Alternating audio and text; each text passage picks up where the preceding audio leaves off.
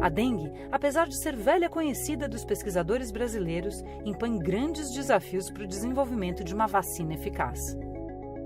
O Instituto Butantan vem trabalhando com uma vacina de dengue há mais ou menos 8, 10 anos. Ela é diferente das demais vacinas porque a vacina do Instituto Butantan é formada pelos 4 vírus da dengue. Então, na realidade, nós temos que fazer uma vacina que proteja contra os 4 vírus. É quase como se fosse 4 vacinas. Isso, sem dúvida nenhuma, foi um dos motivos que mais dificultou para conseguir realmente ter uma vacina que seja segura e que realmente funcione. A gente tinha um projeto de mosquito transgênico, onde o genoma desse mosquito era alterado para que quando ele se infectasse com o vírus da dengue, esse mosquito morria, ele não conseguia sobreviver e com isso transmitia a doença.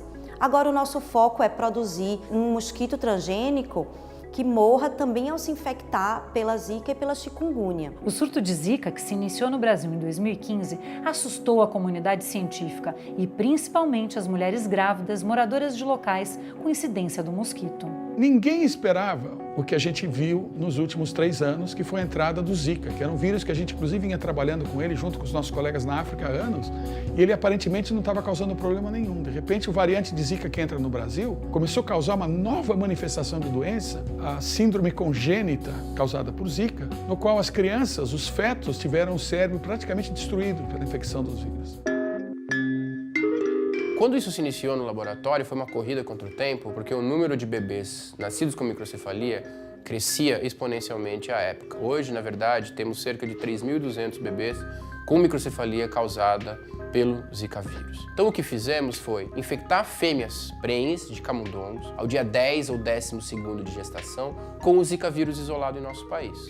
A partir desse momento, passamos a avaliar essa gestação e também passamos a analisar os filhotes nascidos dessas mães. De fato, havia uma relação causal entre o Zika vírus e a microcefalia. O filhote do camundongo de mães infectadas com Zika vírus eram menores, o que corrobora os achados em seres humanos. Os bebês também são menores em tamanho e peso.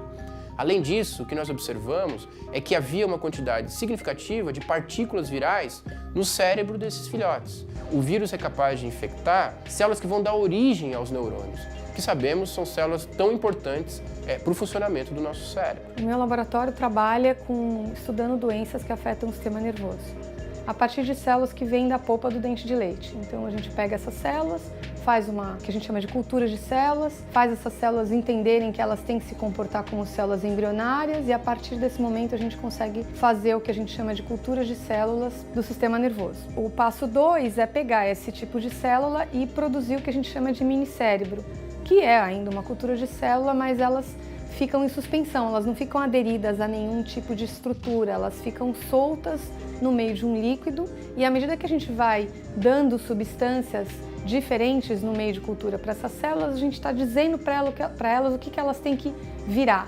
Então são células-tronco que vão se transformar em diferentes tipos celulares presentes no cérebro. E aí a gente viu que o vírus de fato infecta as células do sistema nervoso, tem uma preferência por células que a gente chama de precursoras neurais, são as células mais imaturas, o que está cheio num bebê em desenvolvimento, né?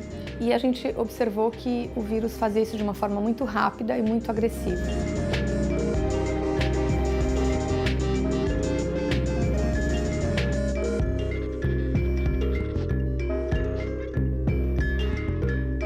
E você, o que acha que pode fazer para ajudar a combater os focos de Aedes aegypti? Assista ao próximo documentário e descubra!